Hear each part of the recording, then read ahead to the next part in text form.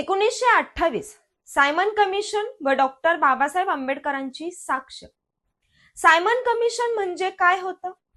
British सरकारने 1927 मध्ये Simon commission नेमले। त्यांचा उद्देश होता की भारतासाठी पुढील घटनात्मक सुधारणा सुचवणे।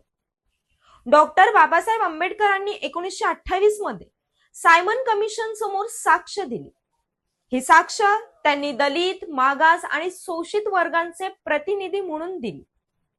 यामध्ये डॉक्टर बाबासाहेब आंबेडकरांनी अतिशय ठाम, अभ्यासपूर्ण मुद्दे मांडले। पहिला मुद्दा, राजकीय प्रतिनिधित्व। अस्पृश्य म्हणजेच दलित वर्गांना स्वतंत्र राजकीय ओळख, स्वतंत्र मतदारसंघ, पुरेसे प्रतिनिधित्व आवश्यक असल्याचं सांगितलं। दुसरा मुद्दा, बहुसंख्याकवादाचा धोका।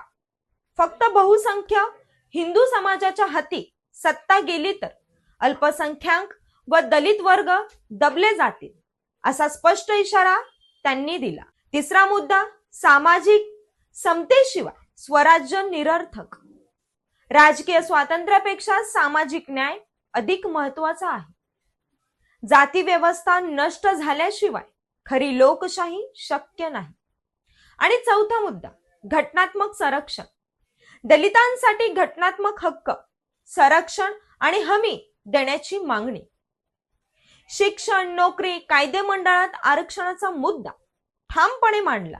यामध्ये काँग्रेसने बहिष्कार का केला होता आणि बाबासाहेबांनी का नाही केला? काँग्रेसचा उद्देश होता की परकीय कमिशन नको।